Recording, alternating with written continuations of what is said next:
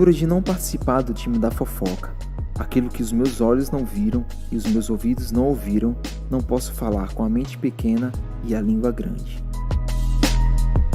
A cultura de saber que eu sou parte do nós, não sou uma ilha. O meu trabalho ou omissão interfere diretamente no sucesso do todo. A cultura de ter uma conduta atrativa. Precisamos ser pessoas que mudam o ambiente para melhor. A cultura de honrar a atividade principal da igreja, o nosso culto. A cultura de não competir, mas cooperar.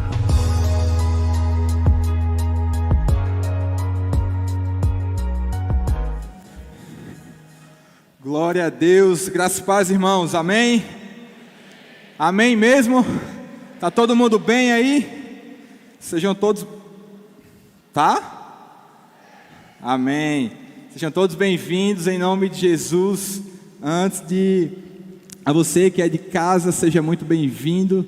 Continue sentindo-se em casa.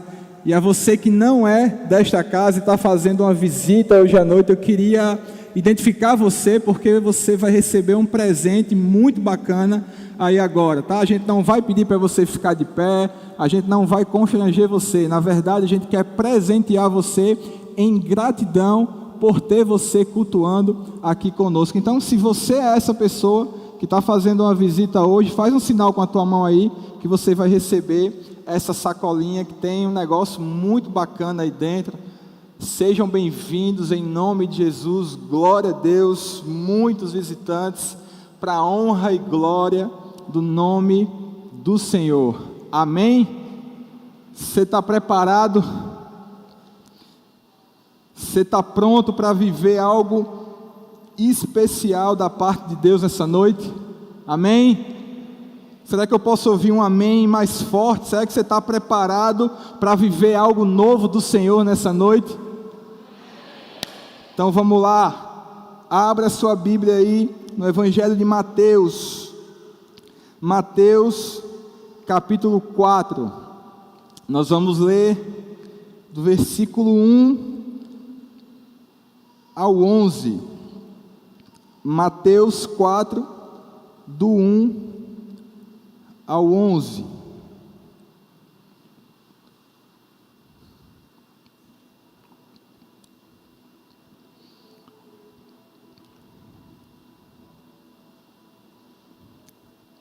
Quem achou, diga amém.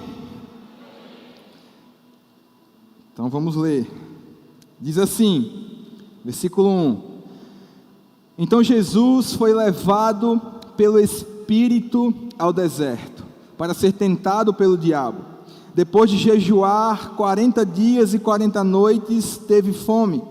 E o tentador então aproximou-se dele e disse: Se és o Filho de Deus, manda que estas pedras se transformem em pães.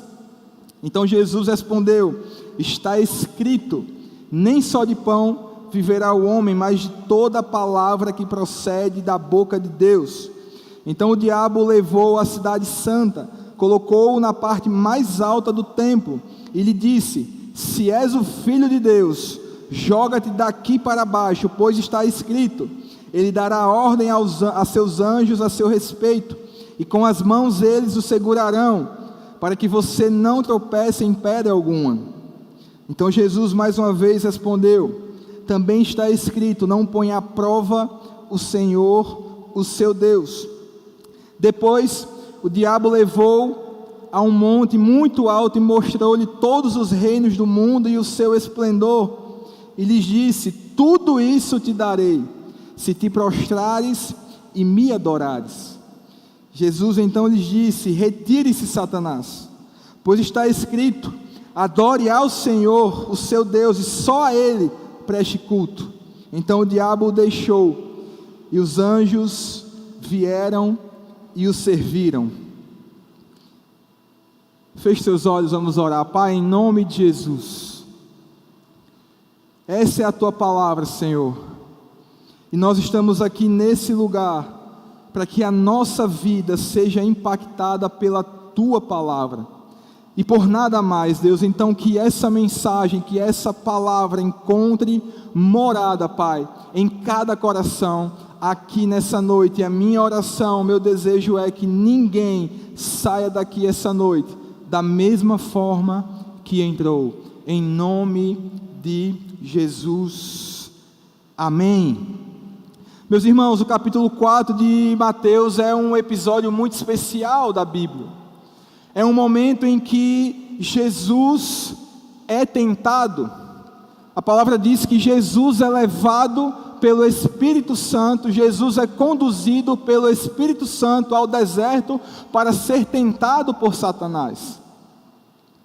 E você pode se perguntar, assim como eu também já me perguntei, o Espírito Santo o conduz ao deserto para que ele fosse tentado. E na nossa cabeça pode haver, às vezes, o tipo de questionamento de que, mas como assim? O Espírito Santo o conduziu. O Espírito Santo é o Consolador. Na verdade, ele deveria descomplicar as coisas e não complicar mais. Mas naquele momento, Jesus é conduzido pelo Espírito Santo ao deserto, onde ele seria tentado. E para entender melhor o que isso significa, o que essa passagem significa, a gente precisa entender o significado da palavra tentado. Para entendermos esse contexto, para entendermos o que aconteceu nessa história, nesse momento da vida de Jesus, nós precisamos entender primeiro o que significa ser tentado.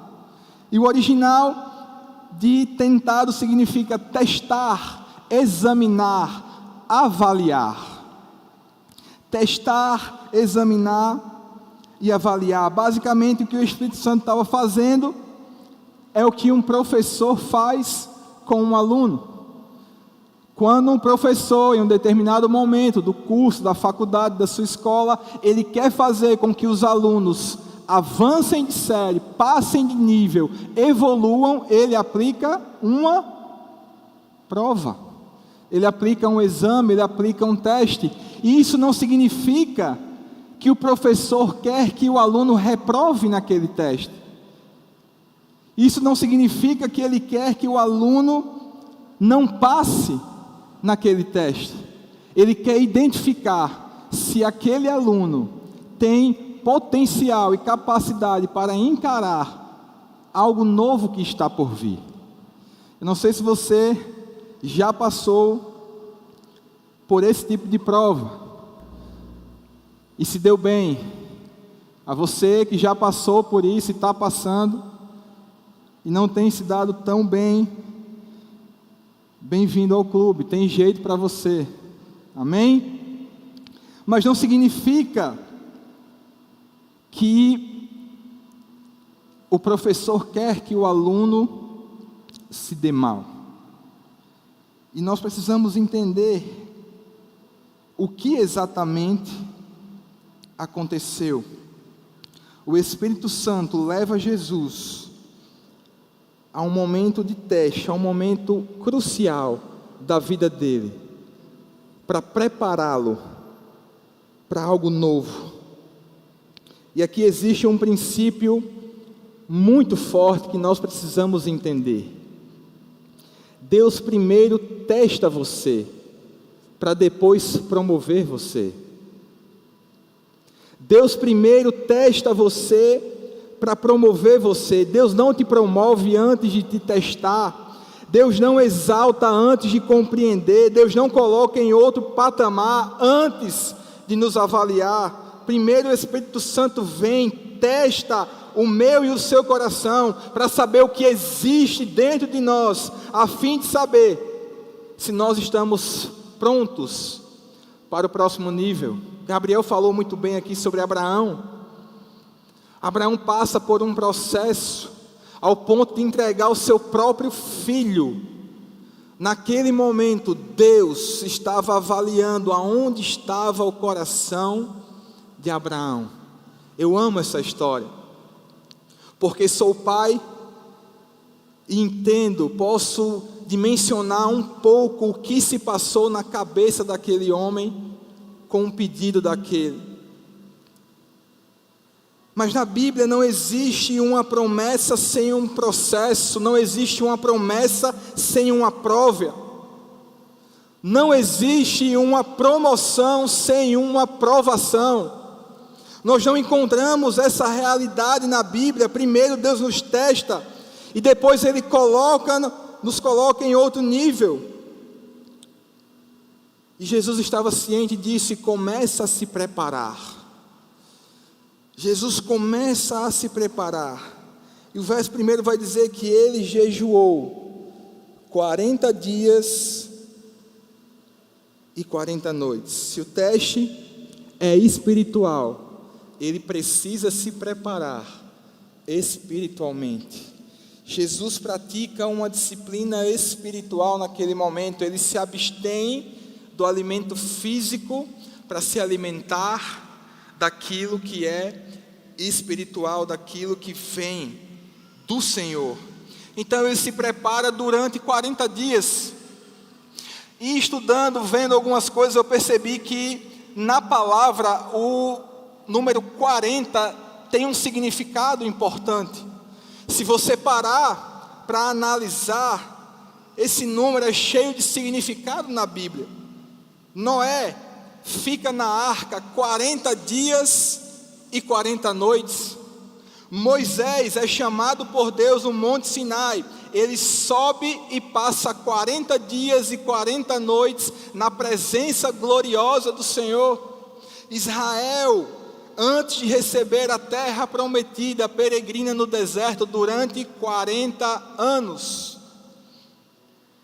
O 40 simboliza um tempo de preparação para algo novo. Quando Noé sai da arca, o que é que ele encontra? Uma nova terra. Quando Moisés desce do Monte Sinai, ele começa uma nova aliança com o povo. Depois do povo de Israel peregrinar 40 anos no deserto, eles então conhecem uma nova terra. Então Jesus começa a se preparar para o novo. E deixa eu te fazer uma pergunta: você tem se preparado? Você tem se preparado para receber o novo de Deus? Você tem entendido que existem circunstâncias na tua vida que te forjam essa preparação para que você possa receber algo novo da parte de Deus? Como você tem reagido? Mas entre a preparação e o novo, existe um processo, existe um caminho, e é nesse processo, é nesse caminho que o tentador se aproxima. É nesse momento em que Jesus estava se preparando e estava para receber o novo, nesse meio tempo, o tentador chega e se apresenta, e ele agora tenta tirar Jesus do jogo.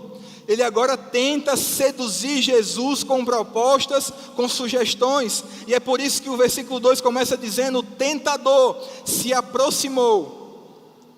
E ele começa a aplicar sugestões. E meu irmão, a gente falou de escola pouco tempo atrás. Então lembra que essa prova que Jesus passa é muito parecida com aquela prova que nós também enfrentamos. Talvez não da mesma forma, talvez com algumas peças modificadas, talvez com algumas coisas diferentes, mas nós estamos sujeitos a isso, a esse tipo de prova também. Então encare esse culto de hoje, encare Mateus 4, do 1 ao 11, como uma aula de revisão a como lidar com esse tipo de tentação, com esse tipo de prova. Amém? Você está comigo nessa? Amém? Bora, meu povo. E eu quero falar com você alguns pontos que vão nos ajudar a identificar que foram momentos em que Jesus passou nessa situação e que vão nos dar direção, vão nos dar norte para quando estivermos passando por isso, saibamos lidar. E o primeiro ponto deles é: Satanás tenta questionar a identidade de Jesus. Uau! Ele começa dizendo: se tu és o Filho de Deus, se tu és o Filho de Deus. Perceba o peso dessa pergunta.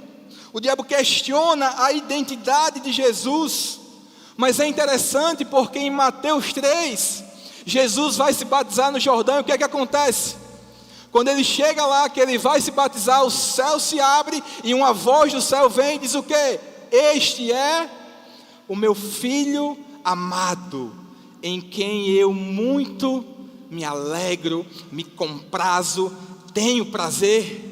Ou seja, a identidade de Jesus tinha sido liberada sobre ele, e aqui ela já estava sendo questionada, ela já estava sendo colocada para jogo. Uma experiência forte naquele momento.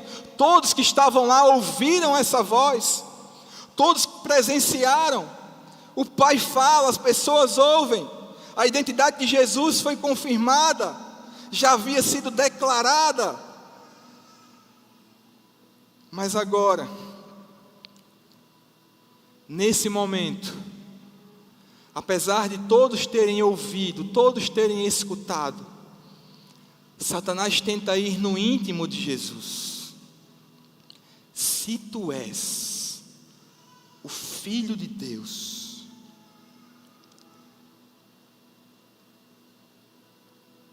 identidade, irmão, é a consciência que alguém tem sobre si mesmo. Identidade é a consciência que eu tenho sobre mim.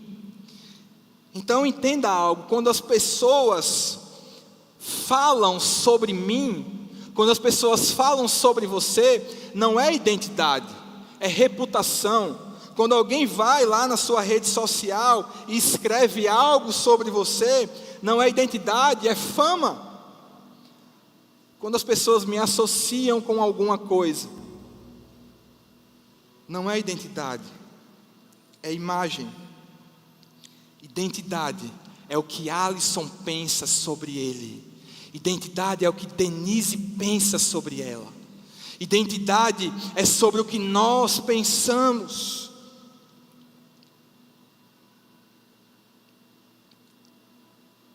Você não pode definir a minha identidade. Eu não posso definir a sua identidade.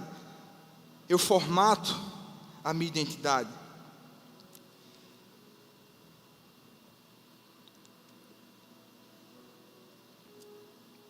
Preste atenção nisso.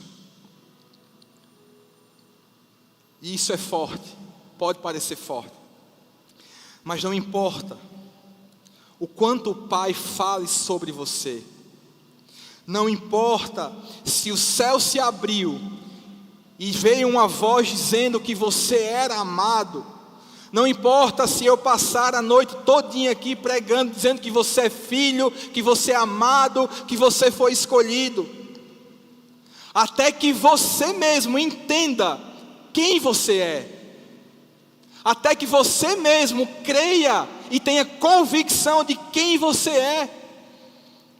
É por isso que eu sou apaixonado pelo apóstolo João. Tem muita gente que romantiza João, mas quando João ele vai se expressar acerca dele mesmo, ele fala: eu sou aquele a quem Jesus ama.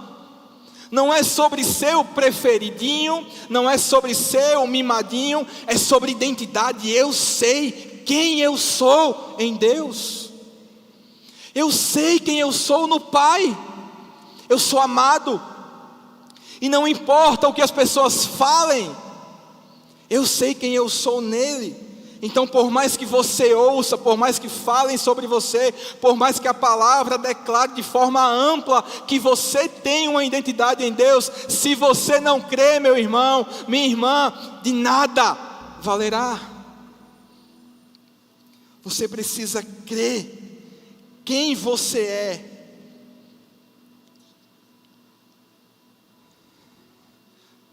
Você não é um cidadão desse mundo. Você é um cidadão do reino celestial. Em nome de Jesus, não perca a sua identidade. Não perca a sua identidade, porque uma hora ela vai ser questionada, uma hora ela vai ser desafiada, ela vai ser atacada, e é justamente nesses momentos de dificuldade, de adversidade, que você vai pegar a sua identidade e vai esfregar na cara do diabo e dizer: ei, eu sou filho. Não é o que você diz ao meu respeito, é o que ele diz sobre mim. Você tem uma identidade. É quando você está lá na sua rede social e você está lá rolando o feed, e você vai vendo aquele monte de gente bonita, mais bonita que você, se veste melhor do que você, come melhor do que você, viaja mais do que você. Não é verdade? Não é isso que acontece? Não é isso que a gente vê o dia todo? Não é isso que a gente se alimenta o dia todo? Eu não sou contra, tá? Eu faço isso, inclusive. Mas, meu irmão, você fica lá olhando, né? Que coisa maravilhosa. Oh, rapaz, eu queria ter uma vida dessa. Às vezes eu olho para o Instagram de Lucy. Todo final de semana é num lugar diferente. Eu fico, meu Deus, o que é que ela faz? Mas que ela não esteja aí.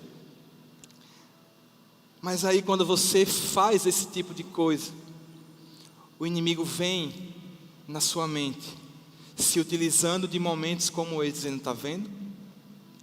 Você é um fracassado. Está vendo aí, Lucy? E você aí não tem nada, não conquistou nada. Você já tem 40 anos e está aí solteiro. Ninguém te quer, porque você não é bom o suficiente, você não é boa o suficiente. Não dá mais tempo para você. Sabe por que o seu namoro acabou? Sabe por que aquela pessoa te deixou? Porque você não é ninguém, você não conquistou nada. E são nesses momentos que a voz do inimigo se utiliza dessas situações, se utilizando das nossas limitações. É nesse momento que Satanás tenta vender para mim e para você uma identidade falsa. E isso nunca foi tão real, meus irmãos, neste tempo que nós estamos vivendo. Isso nunca foi tão real. E meu irmão, é justamente em momentos como esse, porque você não está isento desse tipo de sentimento, desse tipo de momento, desse tipo de pensamento. É nessa hora que você tem que olhar para cada sentimento, para cada emoção, para o passado, para o inferno, e dizer: não, eu tenho uma identidade, eu sei quem eu sou. Eu sei, eu não sou o que o mundo diz que eu sou filho do Deus Altíssimo. O meu passado está lavado, o meu presente está transformado, e o meu futuro, esse futuro está guardado pelas mãos daquele que era, que é e que há de vir. É essa que tem que ser a nossa postura. Esfregue essa identidade. Chega de viver uma crise de identidade, sabe? Ai, fulano tem uma vida melhor que a minha. Não, é muito bacana, irmão, você vê, mas não caia nessa. Não caia nessa. Como eu disse, eu sou muito a favor de rede social, eu gosto. Tenho tentado, inclusive, usar o meu Instagram de uma forma mais eficaz. É uma ferramenta poderosa. Mas quando eu vejo essas fotos, esse povo bonito, eu acho maravilhoso e glória a Deus por isso. Mas são eles, Não sou eu. Eu tenho uma trajetória, eu tenho uma caminhada, eu tenho uma família, eu tenho um casamento, eu tenho filhos, eu tenho a minha história. Eles são eles, eu sou eu. E eu sou grato a Deus pelo que eu tenho. Eu sou grato a Ele pelo que Ele já me deu, porque eu sei quem eu sou. Não deixe que ninguém questione a sua identidade. Não permita, não aceite. Firme a sua identidade em Cristo Jesus. O segundo ponto é que Satanás tenta confundir desejos com necessidades. O diabo chega e diz: se tu és o Filho de Deus, transforma essas pedras em pães. E você há de concordar comigo, 40 dias, 40 noites, Jesus estava doido por um McLanche feliz, cairia muito bem naquele momento, mas a resposta dele é maravilhosa. Também está escrito que nem só de pão viverá o homem,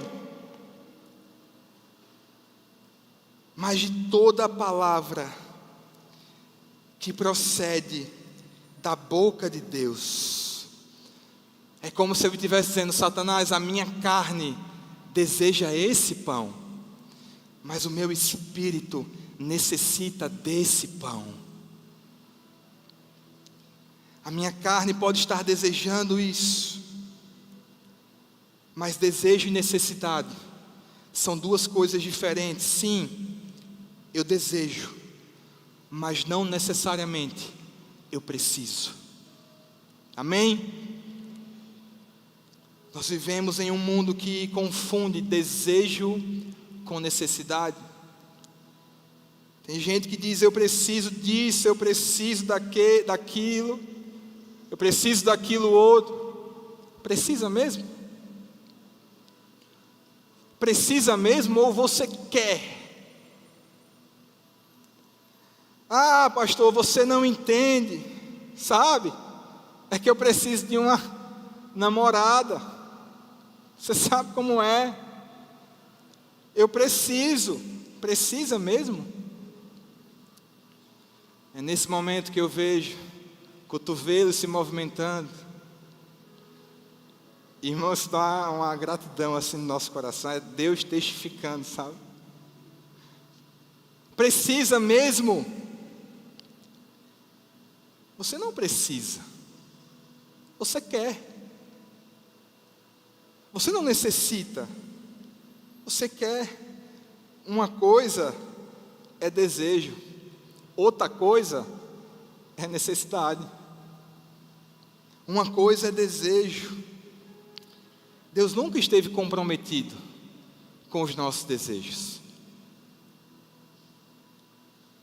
Deus se compromete com as nossas necessidades, em suprir a minha e a sua necessidade.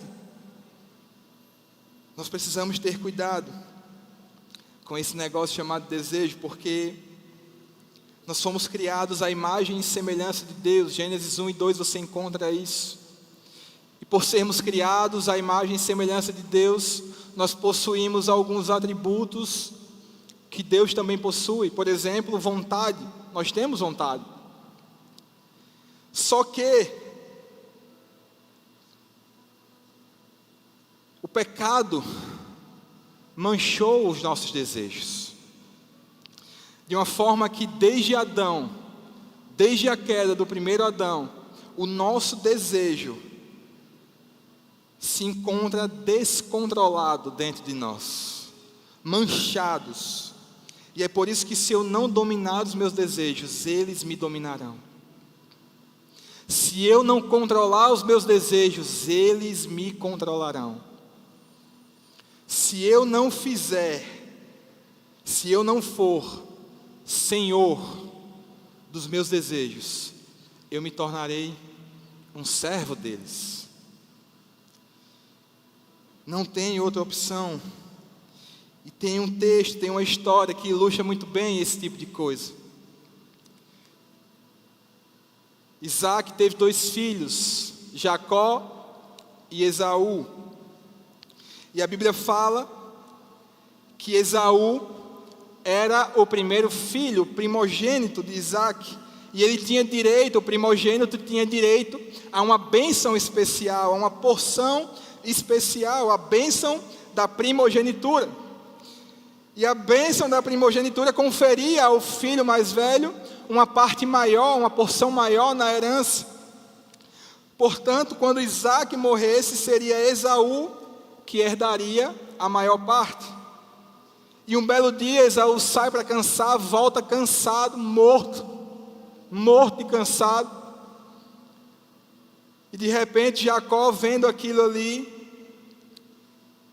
vendo Esaú morto de fome, diz: epa, tem um negócio bom para tu aí. Se você quiser e desejar, eu faço para você uma maravilhosa sopa de lentilhas. Eu sei que você gosta, e eu faço para você.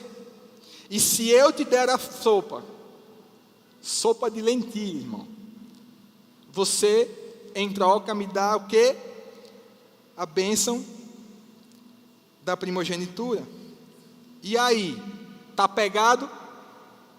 A Bíblia diz que Esaú olhou para Jacó, entenda isso.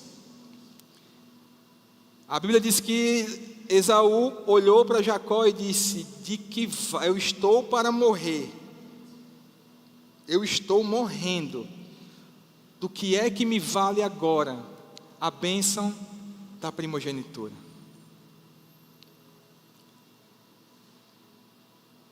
Traga para cá essa sopa.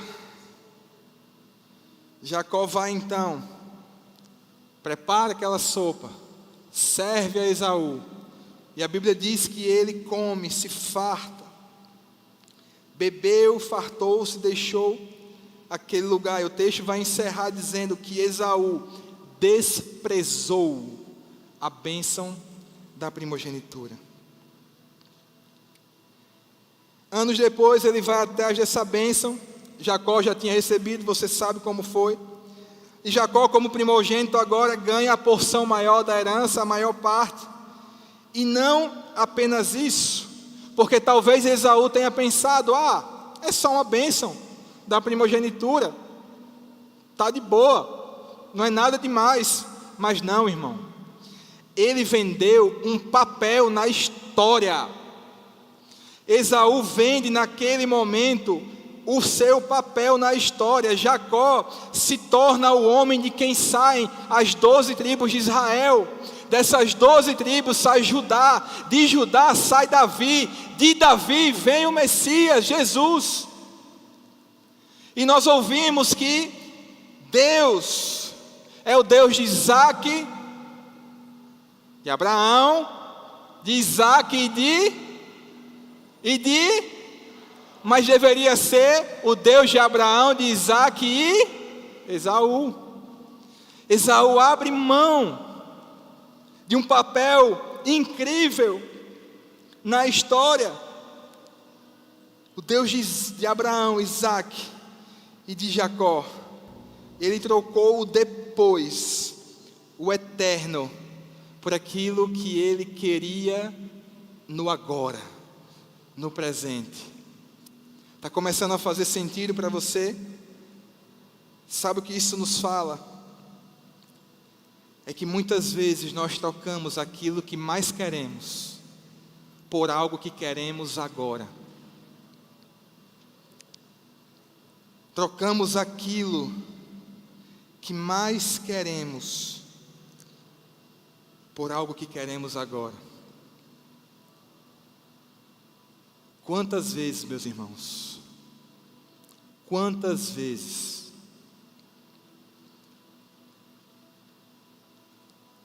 casamentos são destruídos por um desejo momentâneo. Aquilo que era para ser eterno, aquilo que era para ser até o fim da vida, foi trocado pelo agora, por um prazer momentâneo.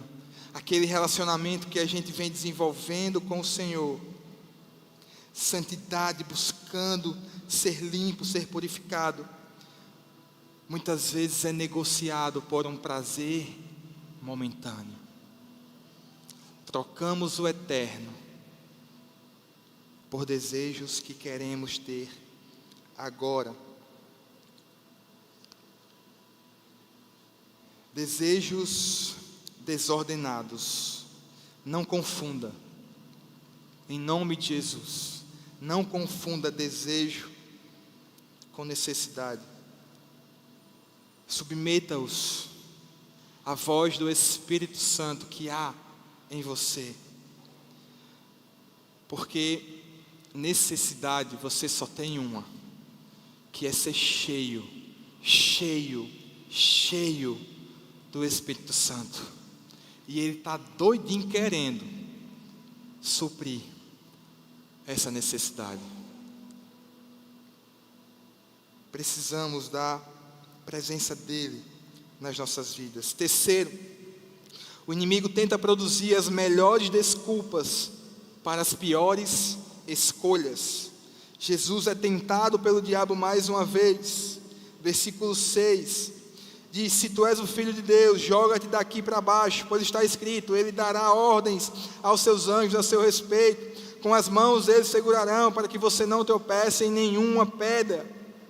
Olha a ousadia do diabo, ele usa a Bíblia para justificar uma escolha tola, produzir as melhores desculpas para cometer uma tolice. E essa é uma das maiores artimanhas do inimigo. Todas as vezes que você, irmão, tenta produzir uma desculpa excelente, uma boa desculpa, você está tendo um grande ajudante, Satanás. Todas as vezes que você está prestes a cometer um deslize, a cometer um erro, a tomar uma escolha precipitada, tola, você vai ter um grande ajudante a te ajudar a ter uma boa, na verdade, uma excelente desculpa. E geralmente nas nossas piores escolhas nós desenvolvemos as melhores desculpas, as mais complexas, mais sofisticadas, mais perfeitas, aquelas que beiram a verdade.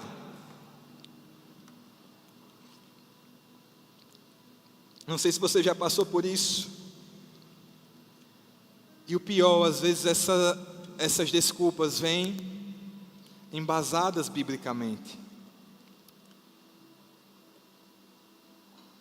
Pastor, eu tenho que ter um namorado ou uma namorada. Mas não tem problema se ele não é crente. Porque a tua palavra, e aí começa a pregar, né, para o pastor, para o discipulador. Porque a palavra do Senhor diz, Mateus 28, 18 a 20, ide por todo mundo e pregai o evangelho a toda criatura. É um namoro evangelístico, pastor. É uma excelente desculpa, embasada biblicamente. Mas, meu irmão, onde existe desculpa, não existe crescimento. O crescimento não anda junto com a desculpa. Quer crescer? Pare com as desculpas. Quer parar de dar desculpas? Não cometa os mesmos erros. Quer parar de cometer os mesmos erros? Mude a sua mente. Meu Deus, o tempo está voando. As suas desculpas, você já sabe quem é que quer. Não caia nessa. Não caia nessa.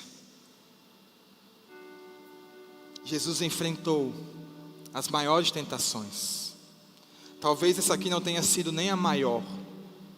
Talvez a do Getsêmani tenha sido maior. Que é quando ele chega diante do Pai, depois de pregar e o povo não escutar, depois de falar e o povo não se converter, depois de ele fazer milagres e o povo só querer o bônus, ele fala: olha, Pai, afasta de mim esse cálice, porque eu te daria aqui, Pai, 10 razões pelas quais eu prefiro não pagar esse preço aí. Talvez ele estava sendo tentado naquele momento. Será que vale a pena? Mas aí ele chega e diz: contudo, não seja feita a minha vontade. Não seja feita a minha vontade, mas a tua. Fique de pé, em nome de Jesus. Estou finalizando, pelo amor de Deus. Abra os olhos, irmãos, com as desculpas que você tem dado. Abra os olhos. Satanás tenta proporcionar atalhos, eliminando obstáculos. Jesus, todos os reinos eu te darei. Olha, eu posso te dar tudo isso, todo poder, toda autoridade. Você não precisa passar por esse negócio de cruz, não. Você não precisa sofrer, não. Você não precisa passar por todo esse sofrimento, não. Eu posso te oferecer tudo isso. Não precisa pagar o preço, não. Não precisa esperar até o casamento, não. Não precisa ter uma conduta decente no teu emprego, não. Porque se você prejudicar o teu colega, você vai subir de cargo. Então eu estou te oferecendo esse atalho aqui porque é mais interessante. Não precisa passar pelo processo, não. Não precisa passar pelo caminho mais longo, não. Eu tenho um atalho. Olha, casamento, isso está até passado, esquece isso. Vamos para minha casa hoje porque meus pais não estão em casa. E vamos lá, pular essa etapa. Porque esperar o casamento é muito longo. A gente só vai casar daqui a 5 anos. Vamos evitar isso aí.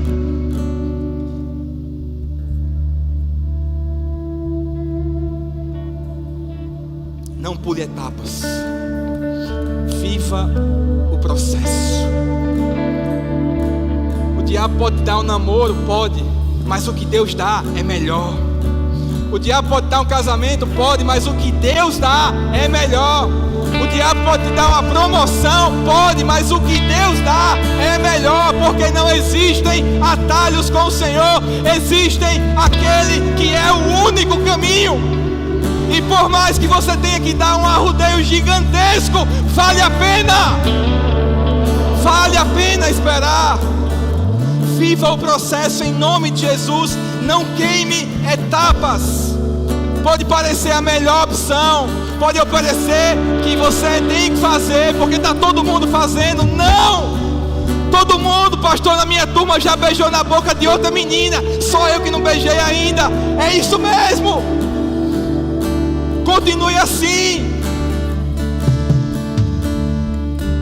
Não queime etapas.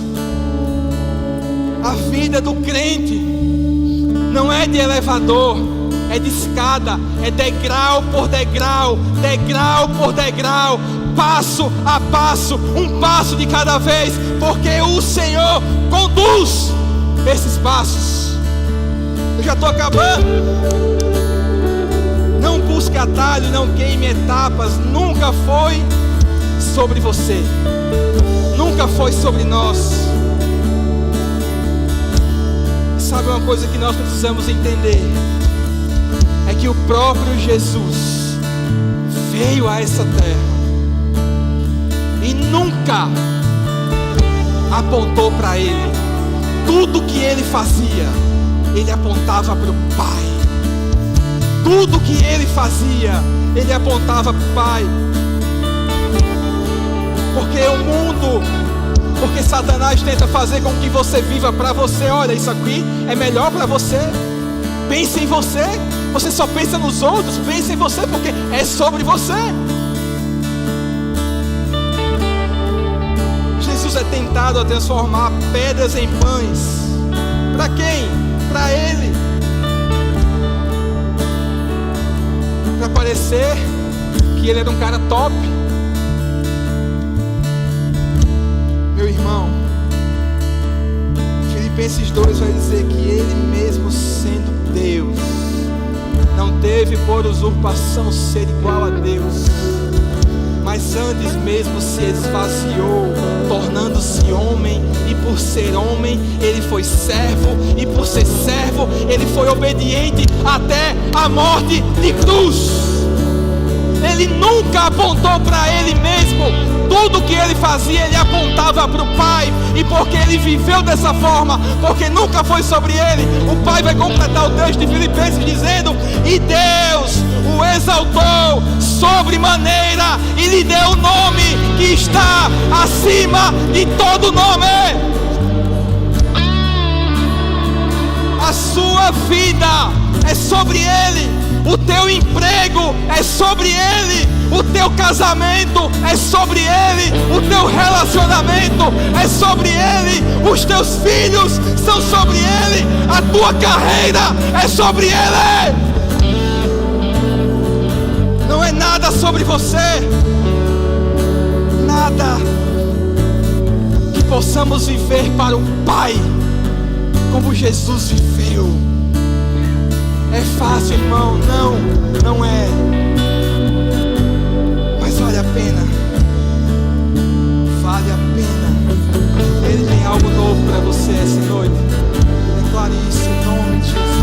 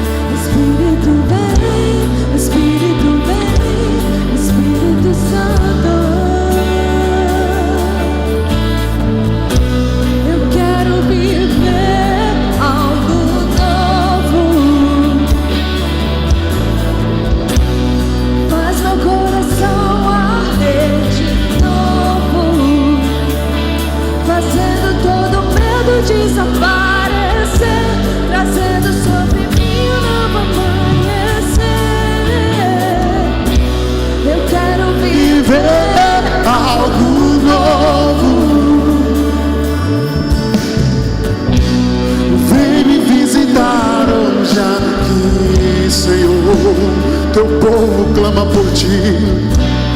Quero conhecer mais de ti. Espírito vem, Espírito Santo.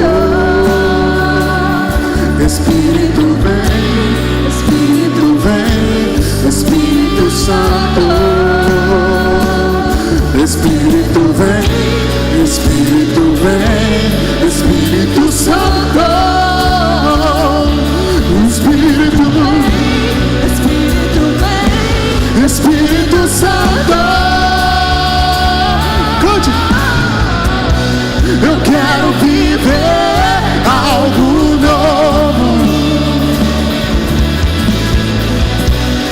Faz meu coração arder de novo, fazendo todo medo desaparecer, trazendo sobre mim um novo amanhecer. Eu quero viver algo novo. Faz meu coração arder de novo, fazendo todo medo desaparecer, trazendo sobre mim um novo amanhecer. Eu quero viver algo novo.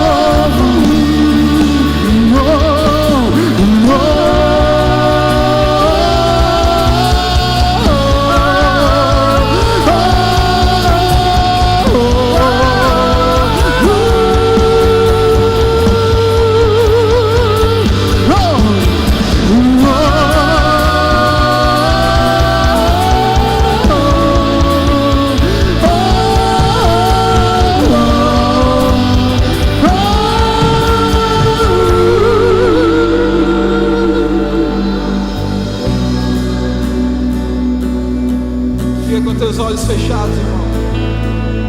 Deixa Deus ministrar no teu coração agora. Talvez você tenha ouvido essa mensagem e você está dizendo: pastor, eu caí em uma dessas armadilhas. Olha, eu ouvi todas as armadilhas e eu acabei caindo. Eu até ouvi falar sobre a minha identidade, mas eu nunca criei de verdade quem eu era no Senhor. Olha, talvez eu negociei os meus desejos, eu chamei eles de necessidade. As escolhas, pastor, as mais tolas, as mais bobas, que me fizeram produzir as melhores desculpas. Mas eu sei que eu errei, que eu peguei atalhos, que eu pulei etapas,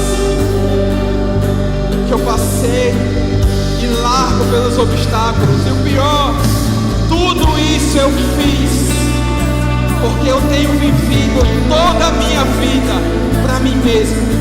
Tudo que eu faço é sobre mim.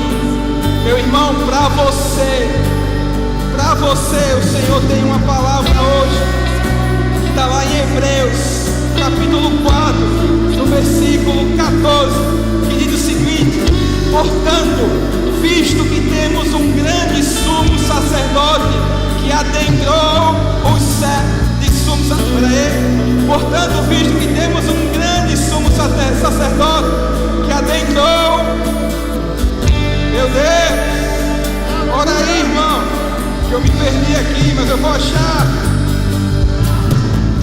Portanto, visto que temos um grande sumo sacerdote que adentrou os céus, Jesus, o Filho de Deus, apeguemo-nos com toda firmeza à fé que professamos, pois não temos um sumo sacerdote que não possa compadecer-se das nossas fraquezas, mas sim alguém que, como nós, passou por todo tipo de tentação, porém sem pecado. Assim, aproximar-nos do trono da graça com toda a confiança, a fim de recebermos misericórdia e encontrarmos graça que nos ajude no momento da necessidade. Meu irmão, essa misericórdia, essa graça daquele que passou pelas mesmas tentações que você, mas sem pecado, sem errar, essa graça, essa misericórdia é sobre você, é sobre a sua família, é sobre a sua vida, e ela está disponível para você hoje. Com os olhos fechados, a você que chegou aqui dessa forma, desacreditado, porque caiu nessas armadilhas, porque você não consegue ficar sem ir por um atalho, porque você chama os seus desejos de necessidade, porque você toma as piores escolhas. Deixa eu dizer algo para você: a graça e a misericórdia estão sobre a sua vida hoje.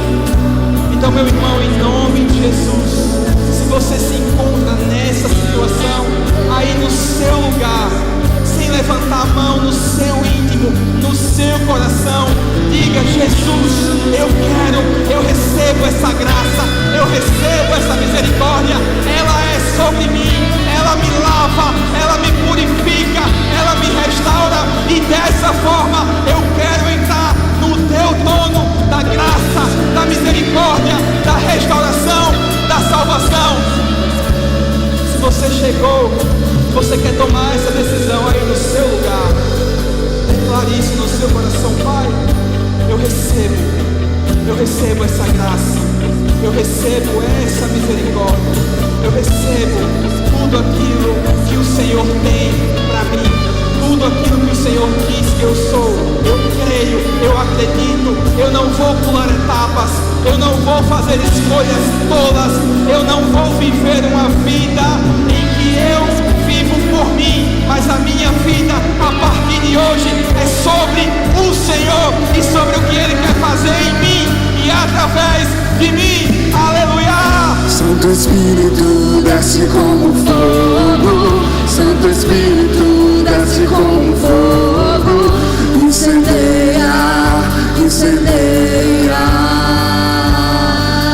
queimar por Ele. Santo Espírito, desce como fogo. Santo Espírito, desce como fogo. Incendeia, incendeia.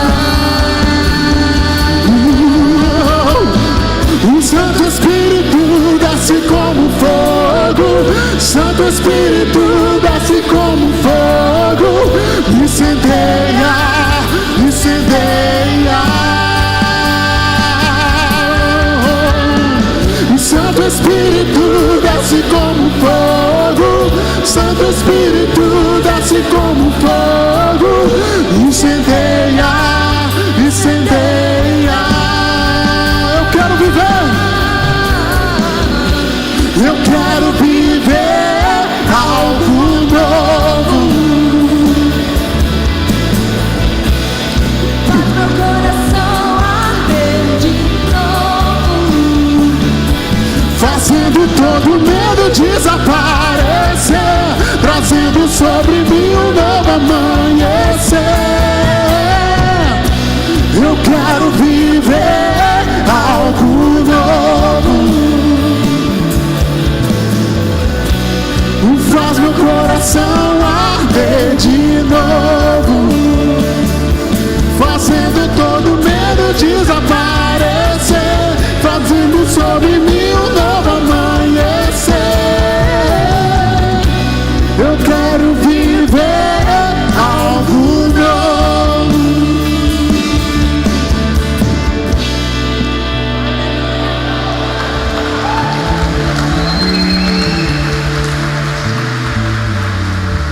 Graças, pais, irmãos, pode se sentar um pouquinho, um minutinho. Que mensagem maravilhosa, amém? Que palavra. Deus abençoe, pastor Alice, sua vida e a sua família, amém? Um beijo no coração. Queridos, pastor Pedro está bem, ok? Estive com ele ontem, vou estar com ele hoje. Quando eu digo que ele está bem mesmo. Eu sou crente e não posso mentir, amém?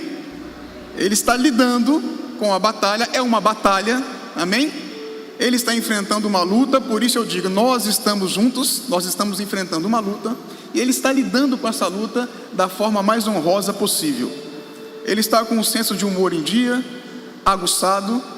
Eu escrevi hoje no grupo da liderança que o velho é bruto, o velho é forte, amém? E em breve estaremos cantando a vitória em nome de Jesus, em nome de Jesus.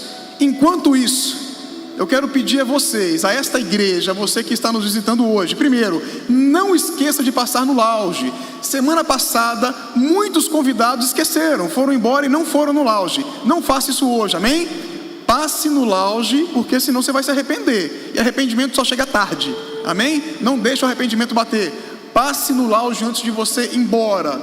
E igreja, apoiem as nossas iniciativas. Se vocês têm filhos entre 11 e 12 anos, nós temos o Seed Plus, que está bombando. Perceba que eu disse plus, não plus, ok? Está bombando, é uma bênção, ok? Se você tem filhos na cidade, direcione eles para o Seed Plus. Se você tem mais de 12 anos, as células do Inside estão bombando.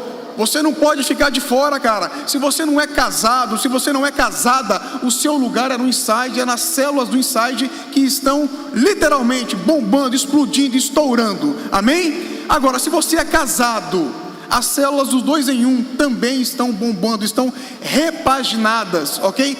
Todas elas, está uma bênção. Você que é casado, casada, aproveite, não fique de fora do que essa igreja está fazendo. E se você, eu não me lembro aqui a faixa etária, mas se você já chegou na faixa etária do viver, ok? Alguém me ajuda? 60. Se você tiver 60 anos ou mais, o teu lugar é no viver, que é um projeto maravilhoso, assim.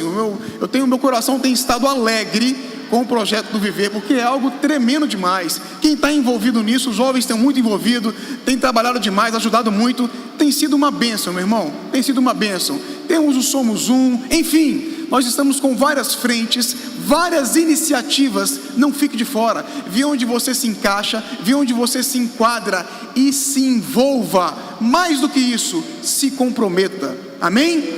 vale a pena. Vale a pena. Fique de pé, nós vamos orar, vamos encerrar o culto. Pai, em nome de Jesus, nós estamos aqui na Tua presença, Senhor. Eu quero Te agradecer pela Tua palavra, Pai, que é poderosa. Muito obrigado, Pai, pelo que o Senhor falou em nossos corações essa noite. Certamente saímos daqui diferentes. Certamente, Pai. Obrigado, Espírito Santo de Deus. Obrigado pelo Seu toque.